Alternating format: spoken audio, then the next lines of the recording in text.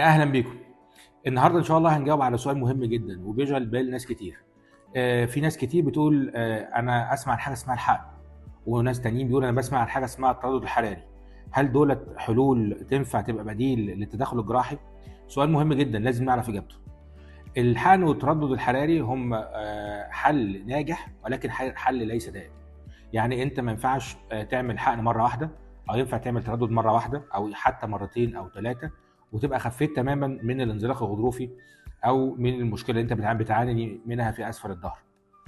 طيب امتى ممكن المريض يبقى مضطر يعمل الحقن والتردد الحراري؟ لو اتكلمنا عن المريض عنده الم اسفل الظهر مزمن لا يستجيب للعلاج، وما زال فكره الجراحه بالنسبه له فكره تقيله وصعبه ومش عايز ياخد تجربه جراحيه، ساعتها الحقن والتردد الحراري يكونوا حلين ناجحين وكويسين جدا.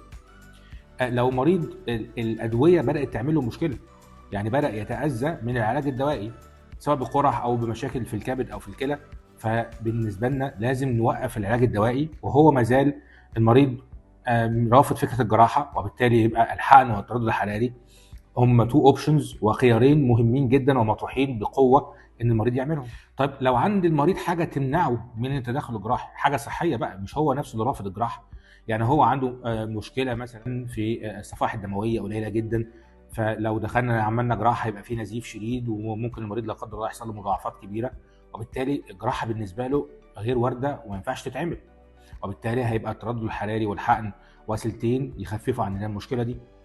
واحيانا بنحتاج الحقن والتردد الحراري بعد التدخل الجراحي، يعني مثلا عيان عمل العمليه تثبيت الفقرات وبدا يعاني بعد العمليه من الام في المفصل الحوض العجزي على الناحيه اليمين او اليسار او على الناحيتين، وبالتالي في الموقف ده هيبقى الحقن والتردد الحراري هما الاثنين حلول لمضاعفات حدثت بعد التدخل الجراحي.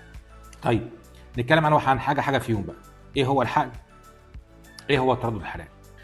الحقن هو احنا بندخل المريض بتاعنا غرفه العمليات بدون بنج كلي. الحقن بيتم عن طريق بنج موضعي. ليه بيخش غرفه العمليات؟ عشان احنا بنستخدم داخل غرفه العمليات جهاز اسمه جهاز السي ارم او جهاز الاشعه السينيه الاكس راي، علشان نصور ونحدد الاماكن اللي احنا محتاجين نحقنها. طيب ايه يا دكتور اللي ممكن يتحقن بابره الحقن؟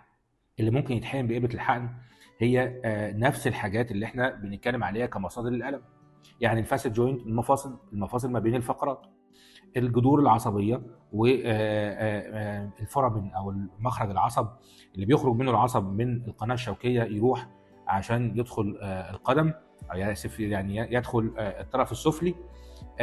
الفتحه دي بيبقى فيها مخرج العصب ده ممكن يتحقن العصب في المنطقه. ممكن كمان نحقن حاجه اسمها حقن خارج الام الجافيه، وده بيتم بطريقتين، يا اما اخش ما بين النتوءات العظميه ما بين الفقرات وادخل بالابره بتاعتي واحقن المواد المضاده للالتهاب والكورتيزون، او بدخل حاجه اسمها كودر ابيديورال من اسفل العمود الفقري من تحت خالص، من فتحه في منطقه السكرال هيتس، فتحه في الفقرات العجزيه بالابره تحت برضو جهاز الاشعه، واحقن كميه كبيره من المواد المضاده للالتهابات والكورتيزون تبدا تنتشر بطول المنطقه القطنيه وممكن توصل لاعلى من كده بشويه علشان نسيطر على الالتهاب.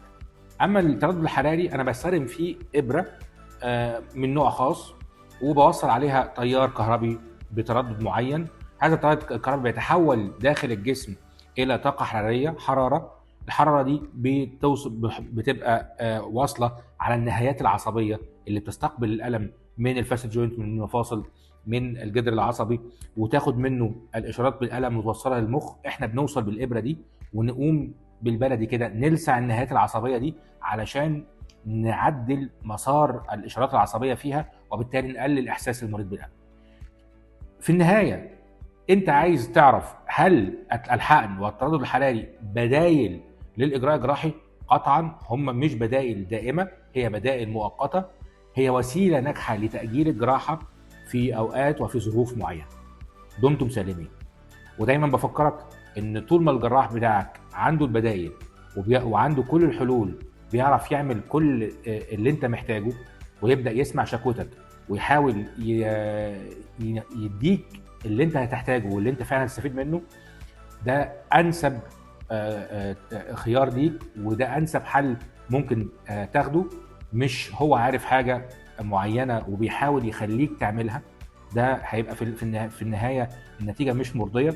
طول ما الجراح بيمتلك البدايل، طول ما هيقدم للمريض بتاعه احسن خدمه واحسن طريقه علاجيه.